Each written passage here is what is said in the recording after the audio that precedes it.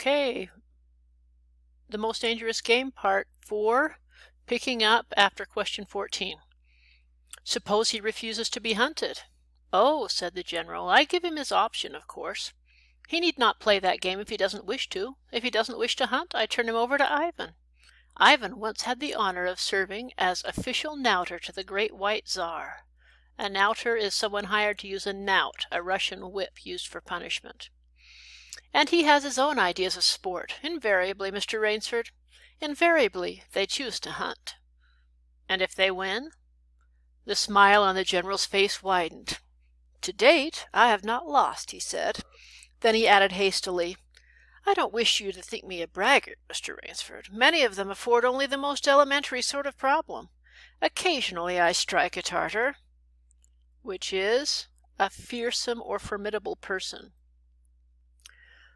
One almost did win. I eventually had to use the dogs.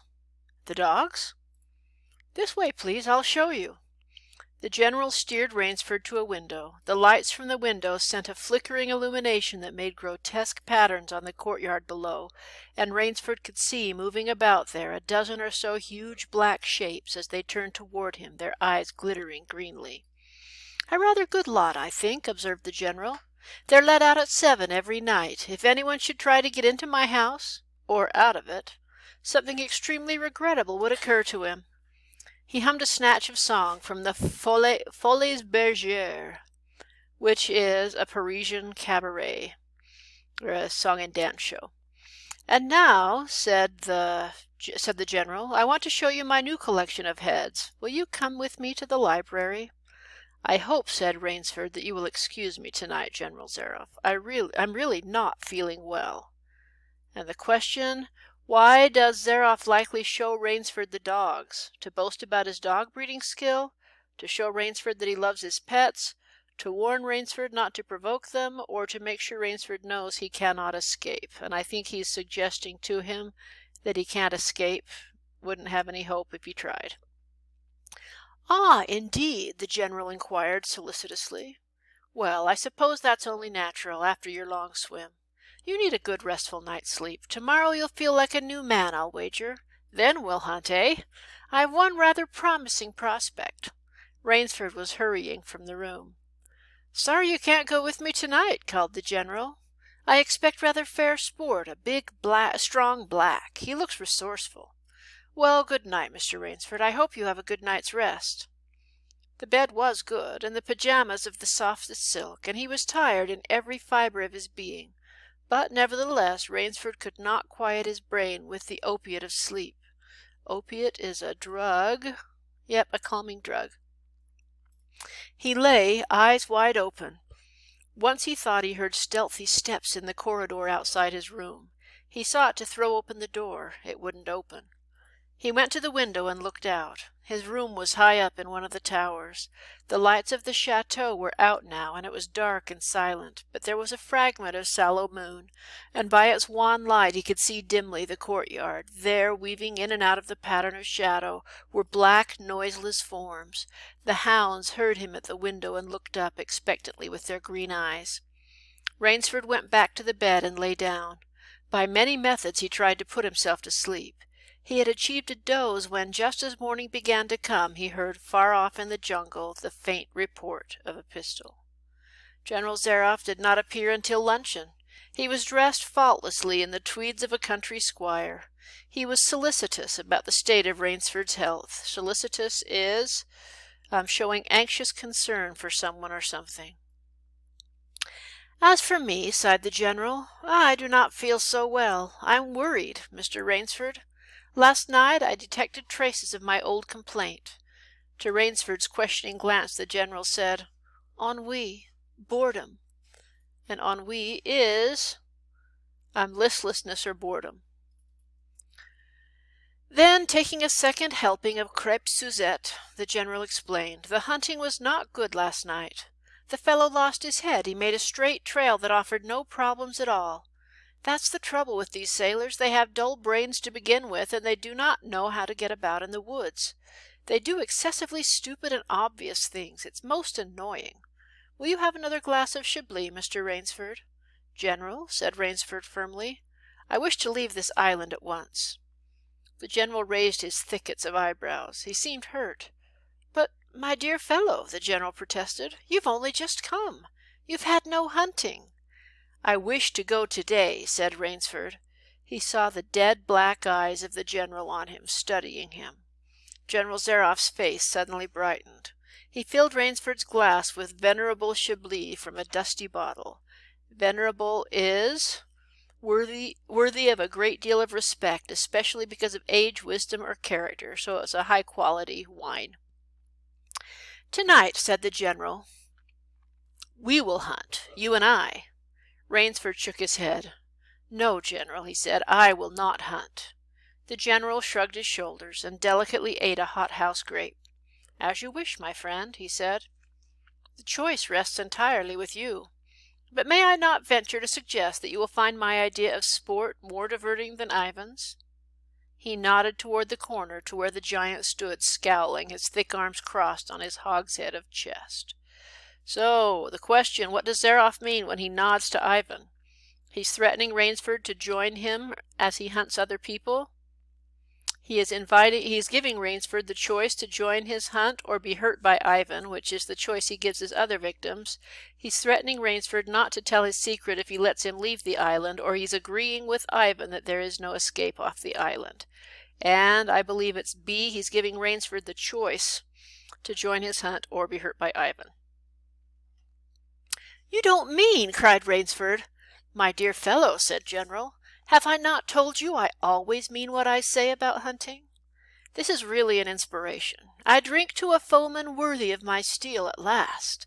The general raised his glass, but Rainsford sat staring at him. "You'll find this game worth playing," the general said enthusiastically. "Your brain against mine, your woodcraft against mine, your strength and stamina against mine. Outdoor chess, and the stake is not without value, eh?" "And if I win," began Rainsford huskily. "I'll cheerfully acknowledge myself defeated if I do not find you by midnight of the third day," said General Zaroff. "My sloop will place you on the mainland near a town." The general read what Rainsford was thinking.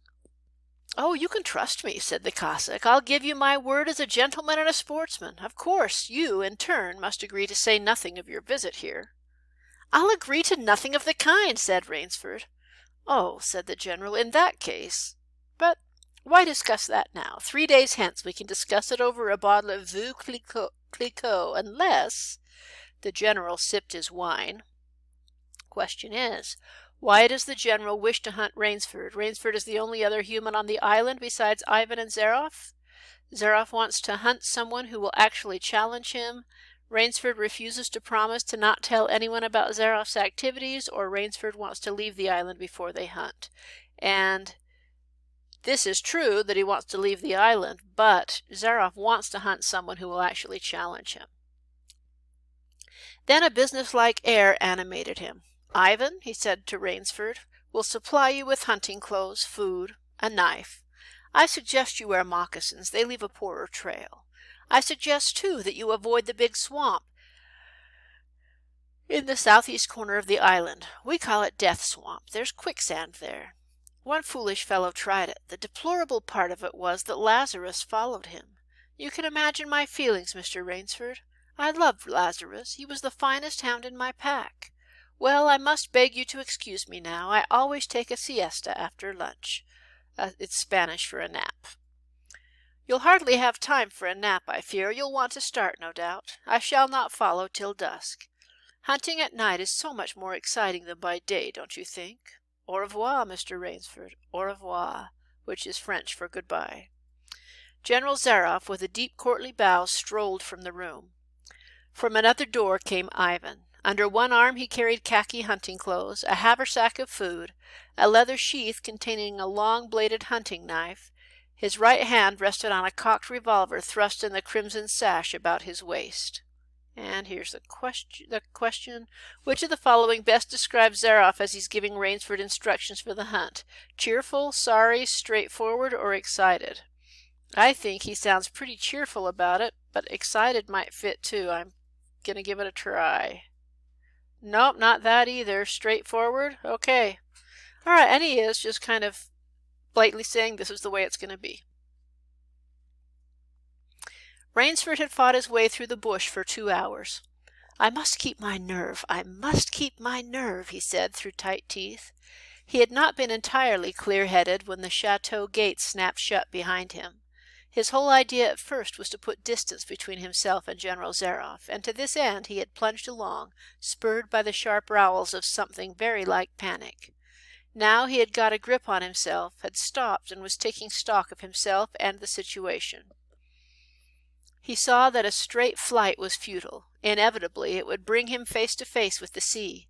He was in a picture with a frame of water, and his operations clearly must take place within the frame. "I'll give him a trail to follow," muttered Rainsford, and he struck off from the rude path he had been following into the trackless wilderness. He executed a series of intricate loops. He doubled on his trail again and again, recalling all the lore of the fox hunt, and all the dodges of the fox. Night found him leg-weary, with hands and face lashed by the branches on a thickly wooded ridge. He knew it would be insane to blunder on through the dark, even if he had the strength. His need for rest was imperative, and he thought, "I've played the fox, now I must play the cat of the fable." A big tree with a thick trunk and outspread branches was nearby, and taking care not to leave the slightest mark, he climbed up into the crotch, and stretching out on one of the broad limbs after a fashion, rested. Rest brought him new confidence and almost a feeling of security. Even so zealous a hunter as Zaroff could not trace him here. There, he told himself. Only the devil himself could follow that complicated trail through the jungle after dark. But perhaps the general was a devil. Question. What does Rainsford do on the first night of the hunt? He creates a winding, confusing trail to throw off Zaroff. He cannot make up his mind whether to act like a fox or a cat. He puts as much distance as possible on the island between himself and Zaroff, or he climbs a tree and stays up there, knowing that Zaroff would be able to follow any trail he created. So he did create a winding, confusing trail, and then climbed up a tree. We'll pause there.